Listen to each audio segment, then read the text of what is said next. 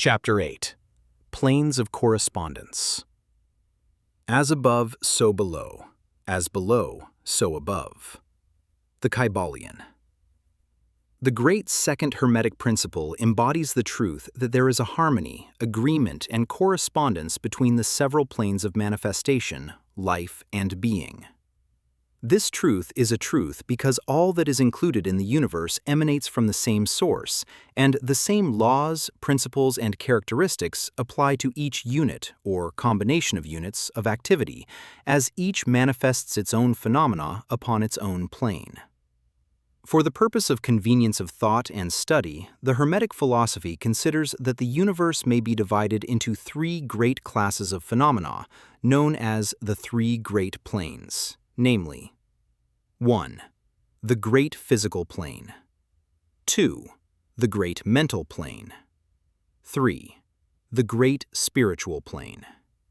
These divisions are more or less artificial and arbitrary, for the truth is that all of the three divisions are but ascending degrees of the great scale of life, the lowest point of which is undifferentiated matter, and the highest point that of spirit. And, moreover, the different planes shade into each other so that no hard and fast division may be made between the higher phenomena of the physical and the lower of the mental, or between the higher of the mental and the lower of the physical. In short, the three great planes may be regarded as three great groups of degrees of life manifestation. While the purposes of this little book do not allow us to enter into an extended discussion of or explanation of the subject of these different planes, still we think it well to give a general description of the same at this point.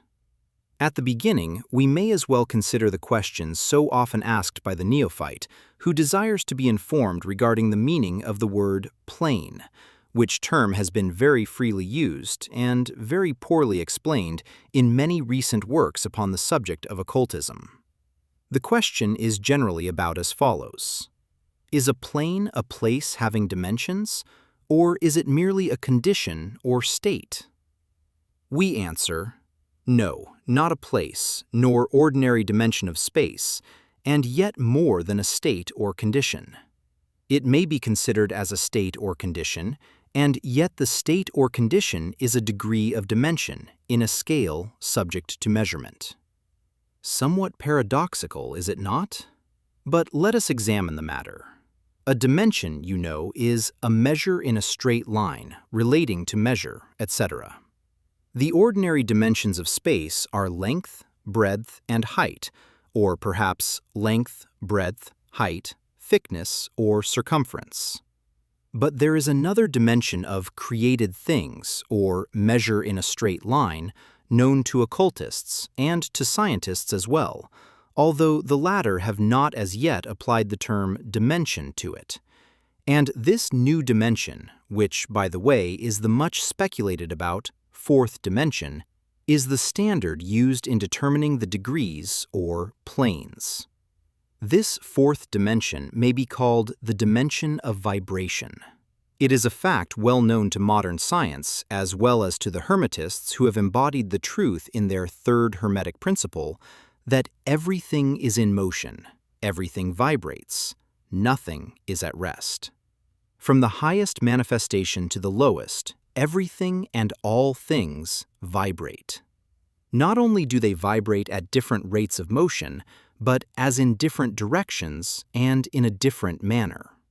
The degrees of the rate of vibrations constitute the degrees of measurement on the scale of vibrations. In other words, the degrees of the fourth dimension. And these degrees form what occultists call planes.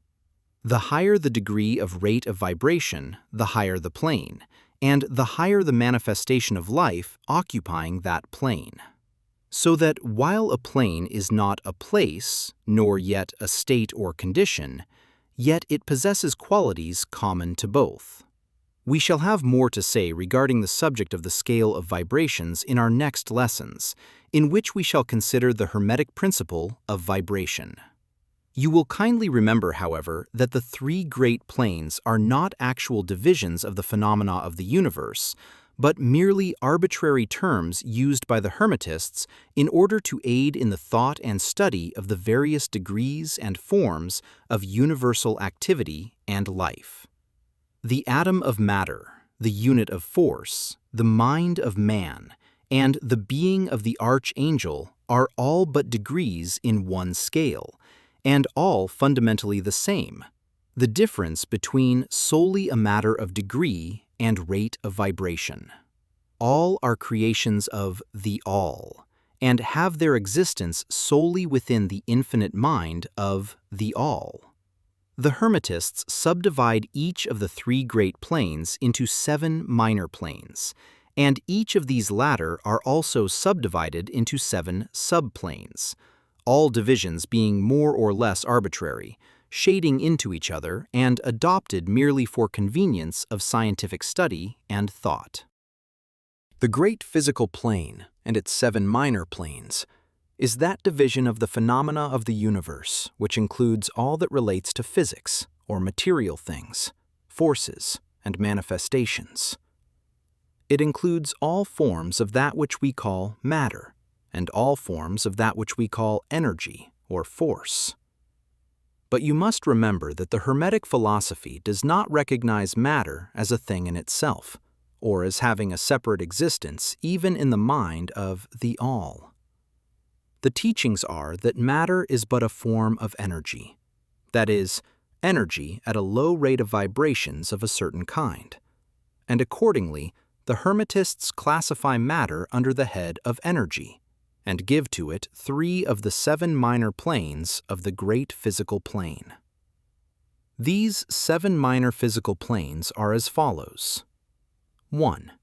The plane of matter, A. 2. The plane of matter, B. 3. The plane of matter, C. 4. The plane of ethereal substance. 5. The plane of energy, A. 6. The plane of energy, B. 7. The plane of energy, C. The plane of matter, A, comprises the forms of matter in its form of solids, liquids, and gases, as generally recognized by the textbooks on physics. The plane of matter, B, comprises certain higher and more subtle forms of matter, of the existence of which modern science is but now recognizing. The phenomena of radiant matter, in its phases of radium, etc., belonging to the lower subdivision of this minor plane. The plane of matter, C, comprises forms of the most subtle and tenuous matter, the existence of which is not suspected by ordinary scientists. The plane of ethereal substance comprises that which science speaks of as the ether, a substance of extreme tenuity and elasticity, pervading all universal space, and acting as a medium for the transmission of waves of energy, such as light, heat, electricity, etc. This ethereal substance forms a connecting link between matter, so called, and energy, and partakes of the nature of each. The Hermetic teachings, however, instruct that this plane has 7 subdivisions, as have all of the minor planes, and that in fact there are 7 ethers instead of but 1. Next above the plane of ethereal substance comes the plane of energy, A, which comprises the ordinary forms of energy known to science, its 7 subplanes being, respectively, heat, light, magnetism, electricity, and attraction, including gravitation, cohesion, chemical affinity, etc., and several other forms of energy indicated by scientific experiments but not as yet named or classified. The plane of energy, B, comprises 7 subplanes of higher forms of energy not as yet discovered by science, but which have been called nature's finer forces, and which are called into operation in manifestations of certain forms of mental phenomena, and by which such phenomena becomes possible.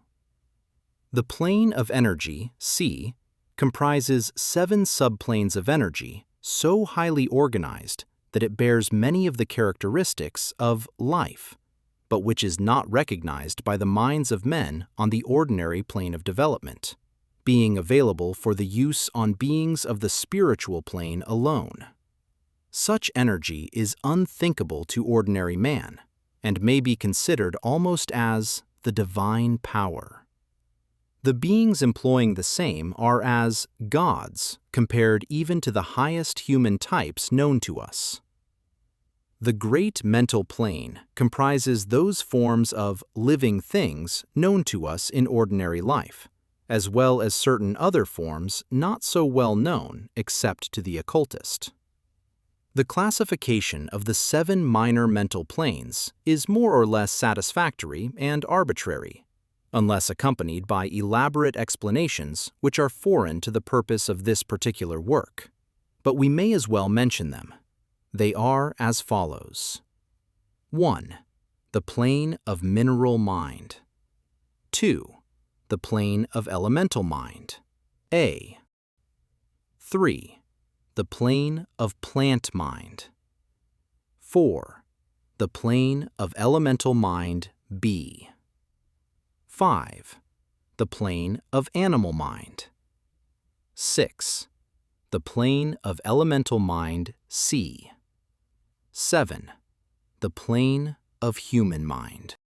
The plane of mineral mind comprises the states or conditions of the units or entities, or groups and combinations of the same, which animate the forms known to us as minerals, chemicals, etc. These entities must not be confounded with the molecules, atoms, and corpuscles themselves, the latter being merely the material bodies or forms of these entities, just as a man's body is but his material form and not himself.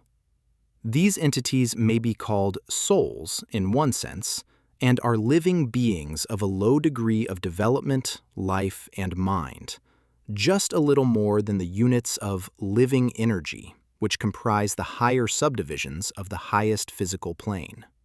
The average mind does not generally attribute the possession of mind, soul, or life to the mineral kingdom, but all occultists recognize the existence of the same, and modern science is rapidly moving forward to the point of view of the Hermetic in this respect.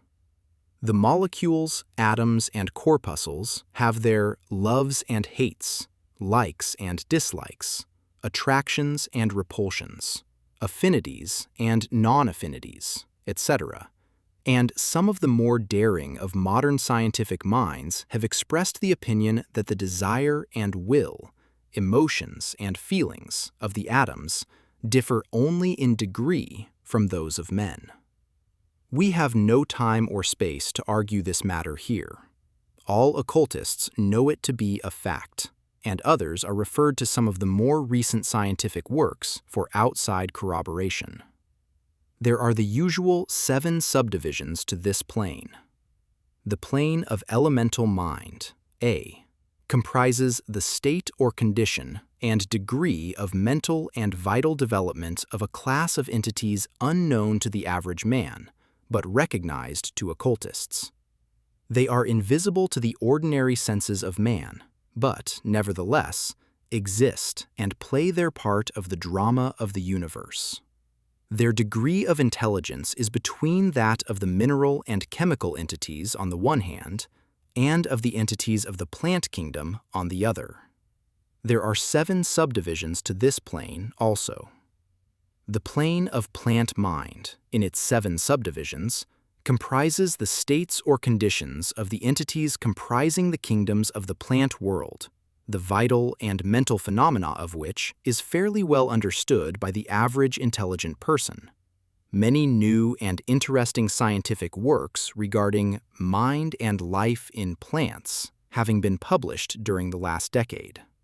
Plants have life, mind, and souls, as well as have the animals, man, and Superman.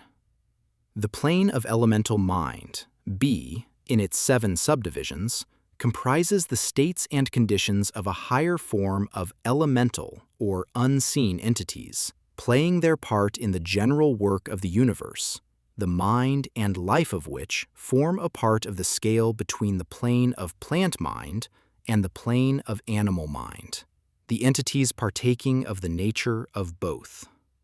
The plane of animal mind, in its 7 subdivisions, comprises the states and conditions of the entities, beings, or souls animating the animal forms of life familiar to us all. It is not necessary to go into details regarding this kingdom or plane of life, for the animal world is as familiar to us as is our own. The plane of elemental mind, C, in its 7 subdivisions, comprises those entities or beings, invisible as are all such elemental forms, which partake of the nature of both animal and human life in a degree and in certain combinations. The highest forms are semi-human in intelligence.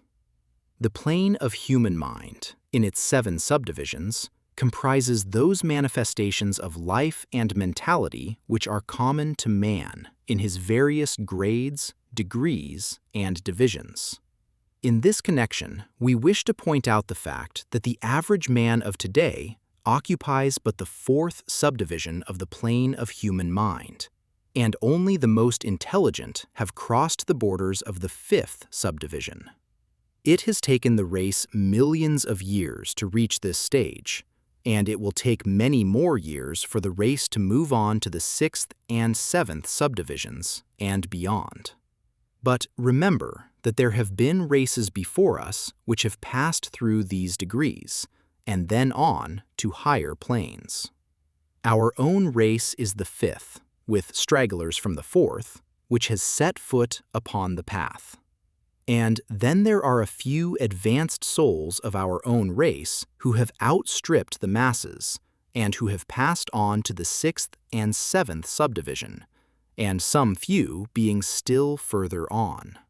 The man of the 6th subdivision will be the Superman. He of the 7th will be the Overman. In our consideration of the 7 minor mental planes, we have merely referred to the 3 elementary planes in a general way. We do not wish to go into this subject in detail in this work, for it does not belong to this part of the general philosophy and teachings. But we may say this much in order to give you a little clearer idea of the relations of these planes to the more familiar ones. The elementary planes bear the same relation to the planes of mineral, plant, animal, and human mentality and life that the black keys on the piano do to the white keys. The white keys are sufficient to produce music, but there are certain scales, melodies, and harmonies in which the black keys play their part and in which their presence is necessary. They are also necessary as connecting links of soul condition, entity states, etc., between the several other planes, certain forms of development being attained therein. This last fact giving to the reader who can read between the lines a new light upon the processes of evolution and a new key to the secret door of the leaps of life between kingdom and kingdom.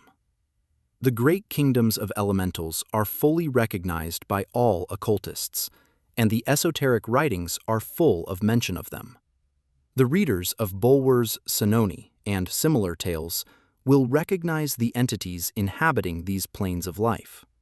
Passing on from the great mental plane to the great spiritual plane, what shall we say? How can we explain these higher states of being, life, and mind to minds as yet unable to grasp and understand the higher subdivisions of the plane of human mind? The task is impossible. We can speak only in the most general terms. How may light be described to a man born blind?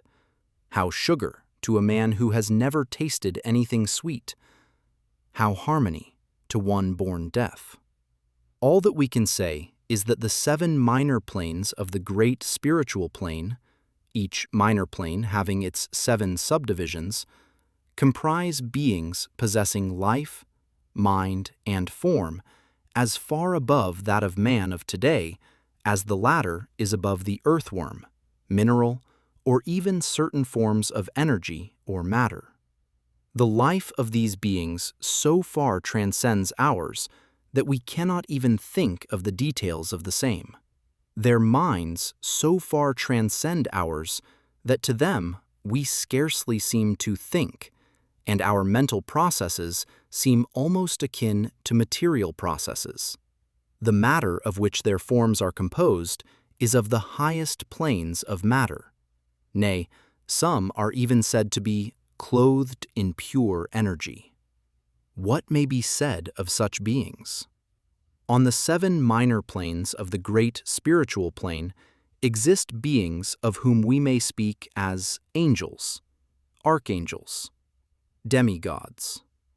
On the lower minor planes dwell those great souls whom we call masters and adepts.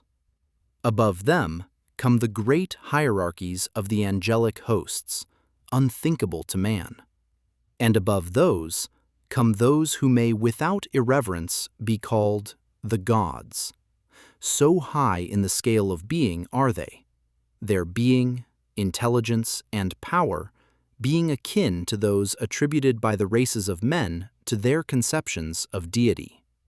These beings are beyond even the highest flights of the human imagination, the word divine being the only one applicable to them.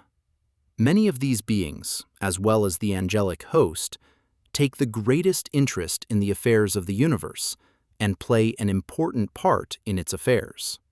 These unseen divinities and angelic helpers extend their influence freely and powerfully in the process of evolution and cosmic progress.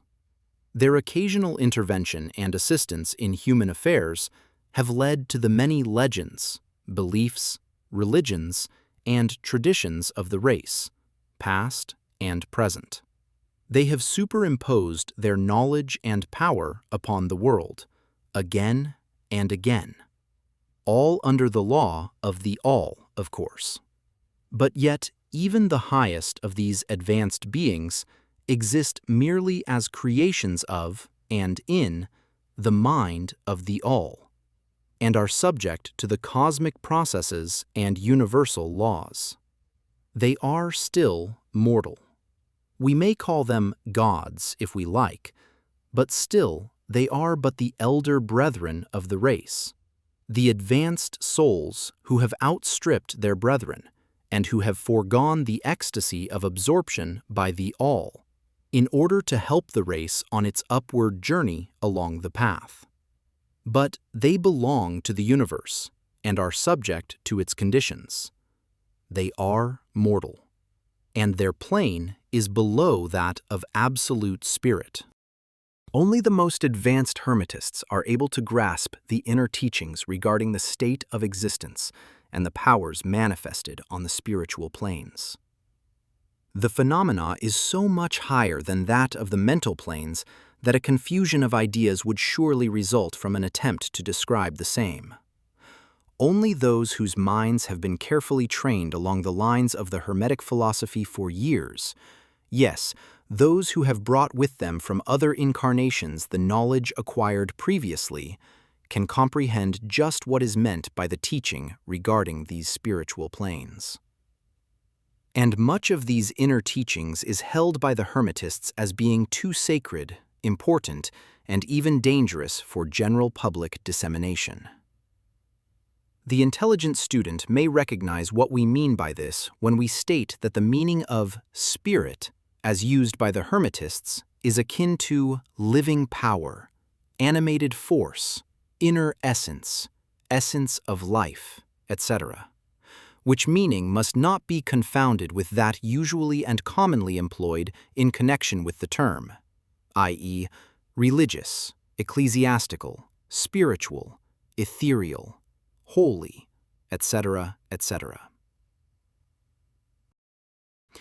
To occultists, the word spirit is used in the sense of the animating principle, carrying with it the idea of power, living energy, mystic force, etc. And occultists know that that which is known to them as spiritual power may be employed for evil as well as good ends, in accordance with the principle of polarity, a fact which has been recognized by the majority of religions in their conceptions of Satan, Beelzebub, the devil, Lucifer, fallen angels, etc.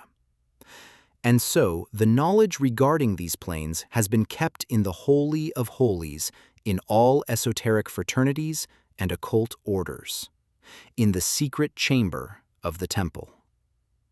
But this may be said here, that those who have attained high spiritual powers and have misused them have a terrible fate in store for them, and the swing of the pendulum of rhythm will inevitably swing them back to the furthest extreme of material existence, from which point they must retrace their steps spiritward along the weary rounds of the path, but always with the added torture of having always with them a lingering memory of the heights from which they fell, owing to their evil actions. The legends of the fallen angels have a basis in actual facts, as all advanced occultists know. The striving for selfish power on the spiritual planes inevitably results in the selfish soul losing its spiritual balance and falling back as far as it had previously risen. But to even such a soul, the opportunity of a return is given, and such souls make the return journey, paying the terrible penalty according to the invariable law. In conclusion, we would again remind you that, according to the principle of correspondence, which embodies the truth, as above, so below, as below, so above, all of the 7 Hermetic principles are in full operation on all of the many planes, physical, mental, and spiritual.